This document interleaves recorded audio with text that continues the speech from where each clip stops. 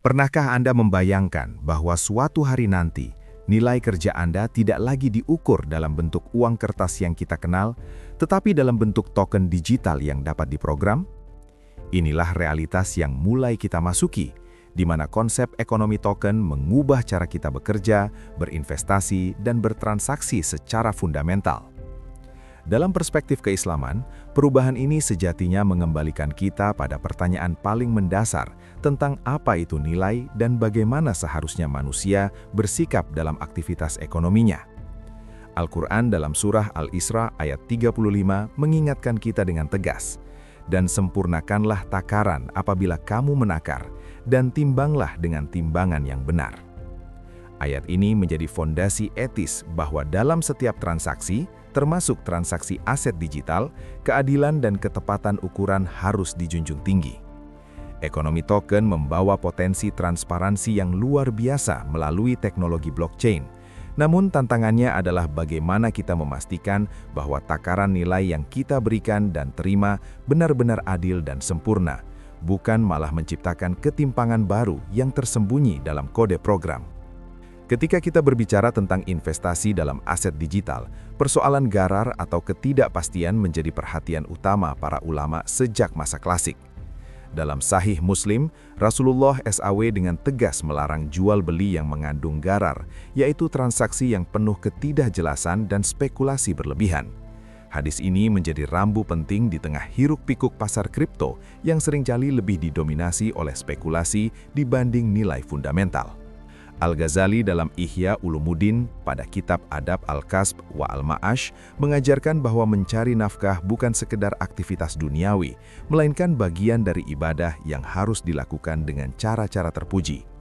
Ia menjelaskan bahwa seorang muslim harus memahami dengan jelas apa yang ia perjualbelikan, mengetahui risikonya, dan tidak boleh menjerumuskan orang lain pada ketidakjelasan. Dalam konteks ekonomi token, ini berarti kita dituntut untuk benar-benar memahami proyek di balik token tersebut, bukan sekedar ikut-ikutan karena takut ketinggalan atau FOMO, fear of missing out. Al-Ghazali mengingatkan bahwa mencari rezeki dengan cara yang batil hanya akan membawa keberkahan yang hilang, meskipun secara materi terlihat menguntungkan. Pandangan Ibnu Khaldun dalam Muqaddimah memberikan perspektif sosiologis yang relevan tentang bagaimana ekonomi token mengubah struktur kerja dan produksi nilai.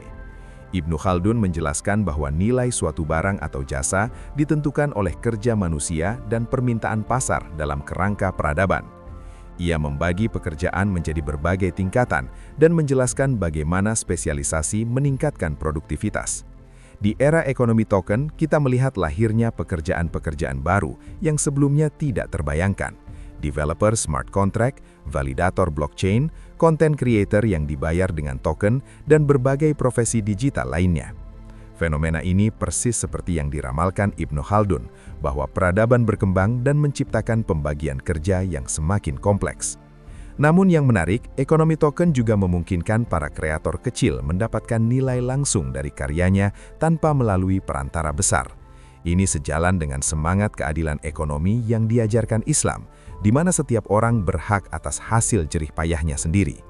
Tantangannya, bagaimana memastikan sistem token ini tidak justru menciptakan monopoli baru oleh mereka yang menguasai infrastruktur teknologi? Dalam urusan pengawasan dan regulasi pasar, pemikiran Al-Mawardi dalam Al-Ahkam Al-Sultaniyah tentang lembaga hisbah atau pengawasan pasar memberikan pelajaran berharga. Al-Mawardi merinci tugas seorang muhtasib atau pengawas pasar untuk memastikan tidak terjadi kecurangan, penipuan, dan praktik tidak adil dalam transaksi ekonomi. Di era desentralisasi di mana tidak ada otoritas tunggal yang mengatur, pertanyaan besarnya adalah siapa yang menjalankan fungsi hisbah dalam ekonomi token? Jawabannya mungkin bukan pada satu lembaga, tetapi pada desain sistem itu sendiri.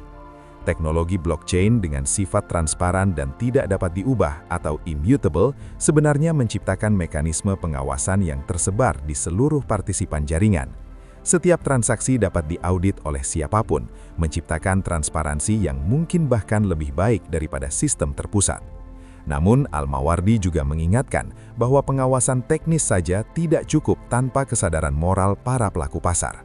Karena itu, adab dan etika Islam dalam bertransaksi harus tetap menjadi kompas utama, bahkan di tengah sistem yang paling canggih sekalipun. Ekonomi token yang ideal adalah yang menggabungkan keunggulan teknologi dengan nilai-nilai kejujuran dan tanggung jawab yang diajarkan Islam. Akhirnya, ketika kita merenungkan bagaimana ekonomi token mengubah cara kita bekerja, berinvestasi, dan bertransaksi, kita sampai pada pemahaman bahwa ini bukan sekedar pergantian alat tukar dari uang kertas ke kode digital. Ini adalah transformasi cara kita berelasi secara ekonomi yang membutuhkan landasan etis yang kokoh. Para ilmuwan Islam telah mewariskan kepada kita kerangka berpikir yang luar biasa relevan untuk menghadapi perubahan zaman. Al-Quran mengajarkan keadilan dalam takaran, hadis melarang garar dan ketidakjelasan, Al-Ghazali mengajarkan etika mencari nafkah, Ibnu Khaldun memberikan pemahaman tentang dinamika peradaban dan kerja, dan Al-Mawardi merumuskan sistem pengawasan pasar. Semua warisan intelektual ini tidak dimaksudkan untuk membuat kita terkungkung di masa lalu, tetapi justru untuk memberikan fondasi kokoh dalam melangkah ke masa depan. Sebagai umat Islam di Indonesia, kita memiliki tanggung jawab untuk tidak hanya menjadi konsumen teknologi, tetapi juga menjadi pembentuk peradaban yang mampu mengintegrasikan kemajuan teknologi dengan nilai-nilai ketuhanan.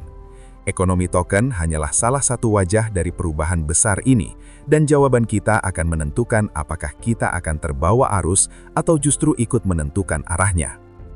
Hai orang-orang yang beriman, bertakwalah kepada Allah, dan hendaklah setiap diri memperhatikan apa yang telah diperbuatnya untuk hari esok atau akhirat. Dan bertakwalah kepada Allah, sesungguhnya Allah Maha mengetahui apa yang kamu kerjakan. Al-Quran Surah Al-Hasyr ayat 18. Mari kita jadikan ayat ini sebagai renungan. Di tengah gemerlapnya inovasi ekonomi digital, jangan pernah lupa untuk mempersiapkan bekal terbaik kita untuk hari esok yang hakiki.